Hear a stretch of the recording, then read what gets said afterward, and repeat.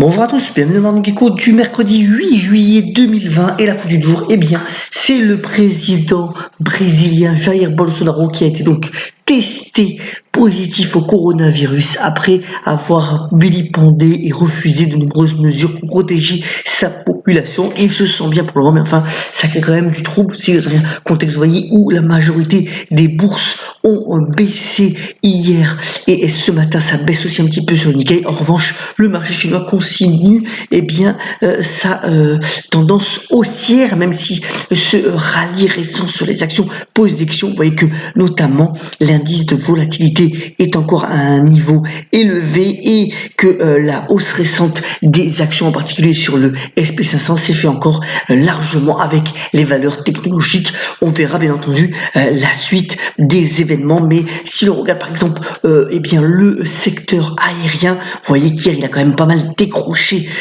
donc sur le marché américain de plus de 5% en clôture, alors que les restrictions concernant bien entendu les voyages par l'avion continuent de se faire sentir. Sur donc l'histogramme de gauche, on voit l'importance notamment des touristes américains sur le continent européen, alors que ceux-ci ne pourront pas venir cet été. Ça pose bien entendu aussi beaucoup de problèmes en termes de rentrée financière pour tout ce qui est activité touristique. Autre point aussi important, c'est sur le secteur automobile. Alors sur le graphique droit, vous voyez que il y a eu encore une envolée assez magique de l'action Tesla qui pèse plus de 257 milliards de dollars en bourse. C'est plus que n'importe quel autre constructeur automobile, alors que dans le même temps, si la Chine reprend des volumes de vente assez significatifs, ce n'est pas le cas encore pour les États-Unis et encore moins pour l'Europe, ce qui appelle notamment certains analystes à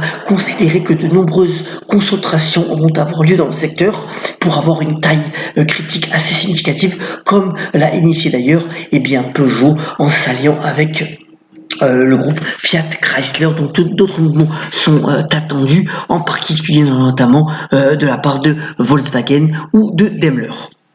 Alors, autre point aussi à considérer ce matin, c'est Boris Johnson qui prévient notamment Angela Merkel que le Brexit pourrait se terminer sans accord complet.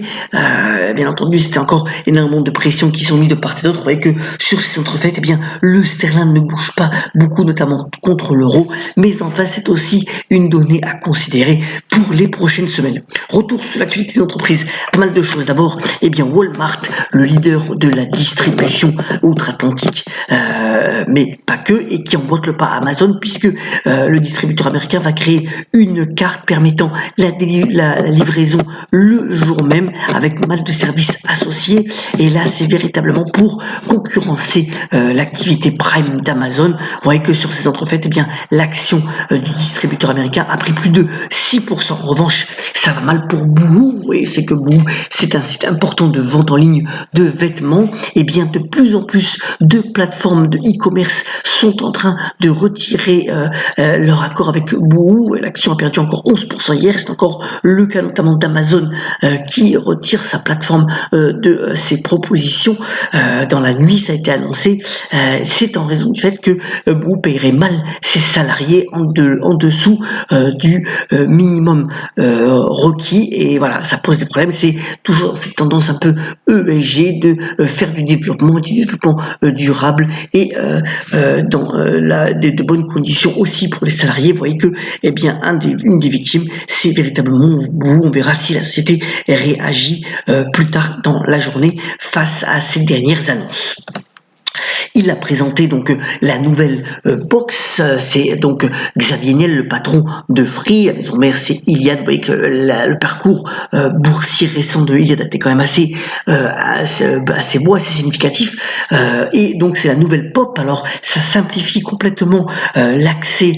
Ça revient. En fait, Iliad avec cette nouvelle box Pop revient à ses fondamentaux. Une offre donc à 39,99 donc pour avoir cette nouvelle box. Et puis l'avantage aussi, c'est que il y a pas mal de services associés, dont la possibilité notamment de bien contrôler Internet à travers la maison, notamment pour ses enfants. On verra si cette nouvelle box a effectivement du succès. Alors, dans le non-côté, deux points importants. D'abord, eh bien, ça avance sur le point de vue de Conforama, qui donc serait racheté par But. Ça fait longtemps d'ailleurs que But lorgne sur Conforama, ça devrait se faire. On attend bien entendu aussi la décision de l'autorité de la concurrence qui devrait avoir lieu à la fin de l'été. Mais enfin, voilà, c'est un dossier qui avance. Et puis, dans le non-côté, ça fait longtemps qu'on n'a pas eu de transaction. Voilà que un fonds d'investissement rachète Sila et Espert. Alors, Sila et Espert, c'était une pépite française dans tout ce qui est paiement et mise en place de logiciels, notamment dans les ressources humaines. Et c'est une transaction pour 500 millions d'euros. C'est quand même assez intéressant pour le souligner.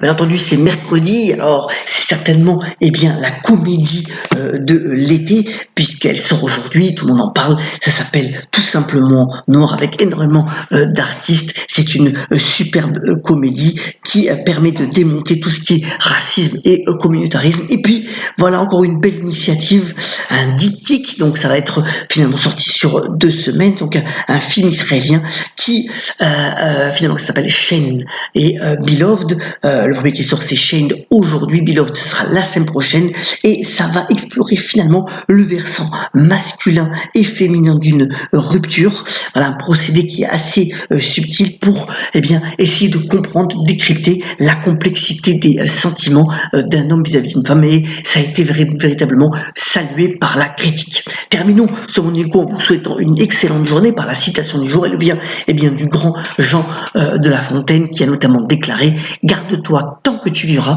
de juger les gens sur la mine. Très bonne journée à tous, et on se retrouve très prochainement pour un nouveau Mon Écho. Très bonne journée à toutes et à tous.